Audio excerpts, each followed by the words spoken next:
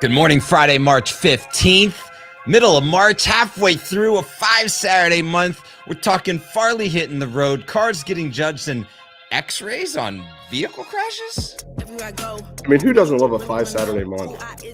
I'm telling you what, like, I get so amped. Especially when you get a 5-Saturday March or a 5-Saturday August, there's just something.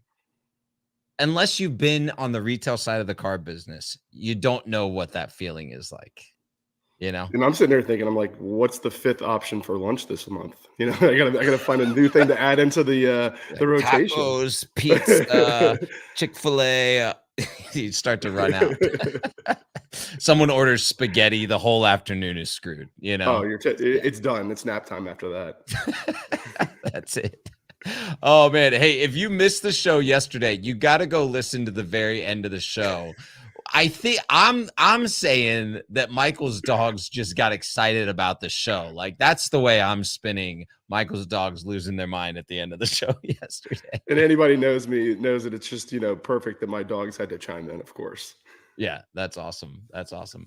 Well, hey, we got a lot going on. Today's the last day to get early bird ticket prices for ASOTU Con. So if you've been kind of, oh, I want to go, but I'm not sure, or I definitely am going, but I just haven't bought my tickets yet, save the money. Like, we don't want to charge you more, but you know how this whole pricing increase thing goes. It's just the way the world works. So that's what's going on today. We just want to thank Reynolds and Goobagoo for throwing down, making sure that we can put on an event where we don't have to charge you $5,000 to come. So we'd love to see everyone there for sure. That's about it. Let's get into the news. I'm excited. It is going to be a good time. It's going to be a great time. Actually, did you know that we are going to have an F1 simulator racing game with 2 of them, and we're going to have a whole leaderboard and competition in the whole 9 yards? No, I did not, and I'm super excited about that. Yeah, you're like, what? I'm going to do it 5 times, totally winning that thing. Yeah, I'm going to miss my speaking time. I'm just going to be in that F1 thing the entire time. You guys know. The crew over at Space Auto, they were pumped about the idea because they did a testimonial video where they put dealers in race cars and made them do their testimonial questions with a race car driver driving them around a bunch of turns and tracks. And they're like, this fits perfect with the way we like to do things. So that'll be right there in the lobby when you come in, probably a line, and everybody will miss, Paul and me opening up the whole thing anyway. So it'll be perfect. Well, hey, speaking of driving around real fast. Segue Into the first story.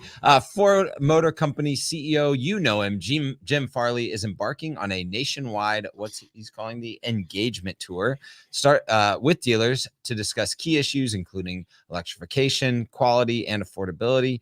Going to be starting in Dearborn and visiting cities like LA, Atlanta.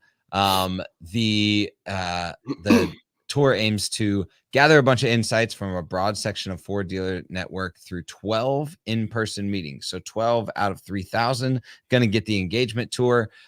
This comes after a response around the NADA timeline of the Ford National Dealers Council to say, hey, look, we really need you to understand what's going on at the ground level.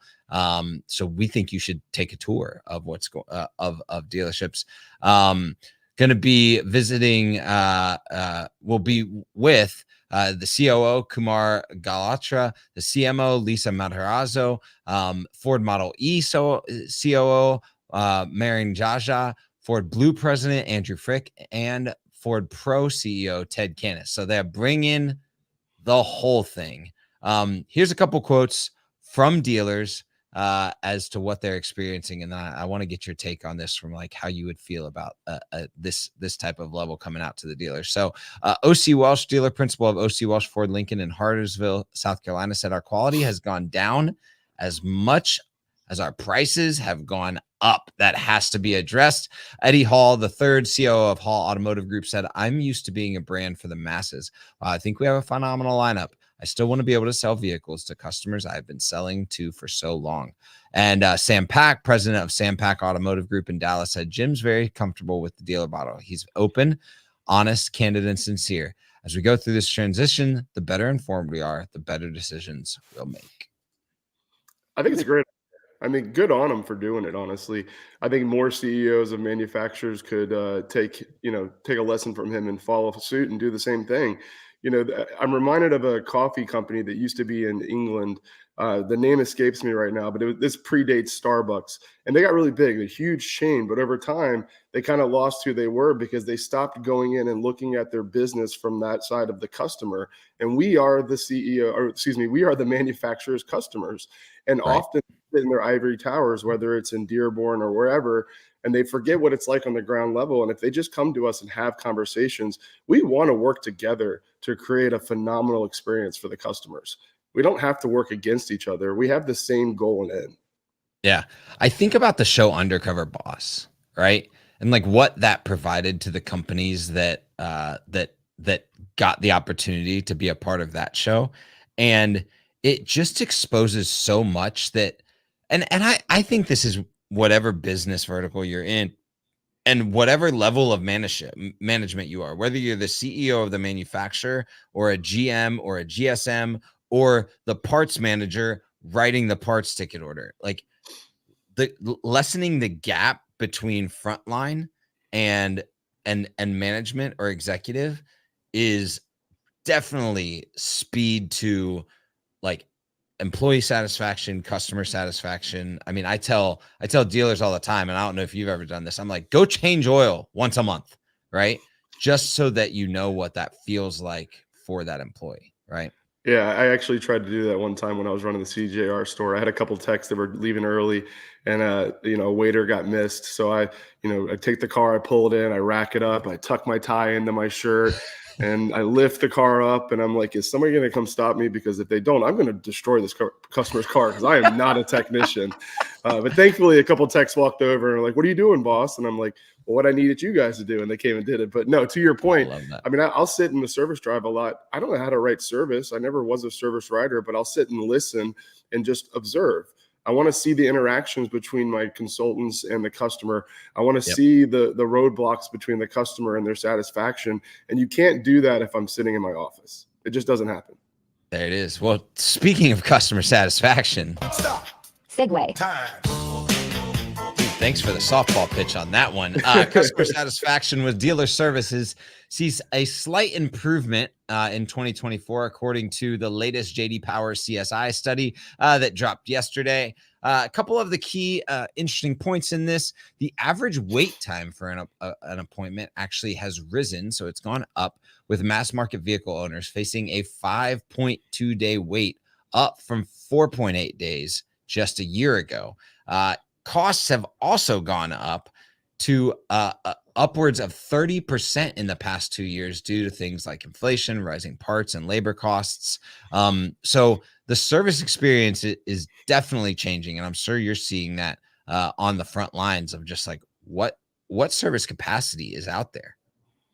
Yeah, if you're in this business right now and you're not wildly focused on your guest experience on the service side, you're going to end up losing. There's no question. With the way that the prices have gone up, my door rates at both stores have gone up quite a few times over the last 2 or 3 years.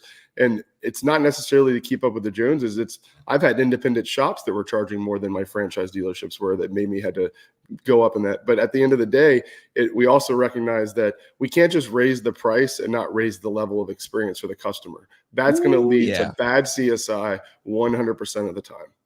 Yep. Yeah, I agree. It's like, hey, when you demand more from a pricing perspective, even if it's due to inflation, customers just expect more. And they expect like it's also merging with a customer like a cultural expectation of a high level of service, right? We talk about it so much in our culture that the generic level of expectation is already higher. Then you couple on a longer wait to get in and higher prices and all of that, and it just escalates this need for a really, really seamless customer experience, especially in the service drive when they're visiting 2-3 times a year.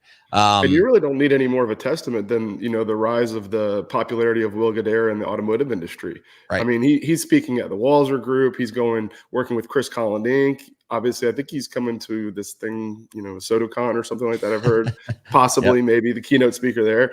But if there wasn't this need and desire in the industry for more of an experience increase, lift, if you will, he wouldn't be rising in popularity like he is with us. Yep, exactly. So Chris Sutton, vice president of automotive retail at JD Power, said it's encouraging to see an improvement in service satisfaction, but unfortunately, the capacity and wait time issues have gotten progressively worse. The other note is that excluding Tesla owners, the service experience for BEV owners is extremely underwhelming. So another nick there. The survey also looks at just the overall satisfaction of brands. So no surprise here, Lexus ranks highest in satisfaction with dealer service among premium brands for a third consecutive year with a score of 897 out of 1,000. Get this one. Buick ranks highest in satisfaction for dealer service among mass market brands, with Mini and Subaru right behind it. Check out Buick. Who knew?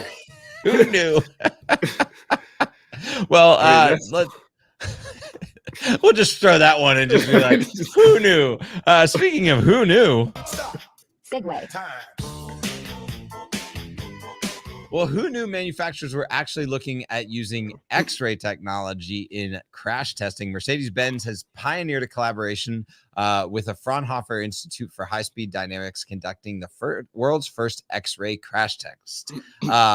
This breakthrough method, utilizing a linear accelerator as an X-ray camera, captured internal car and dummy deformations during a collision at 60 kilometers an hour, offering unprecedented insights in the dynamic of vehicular crashes.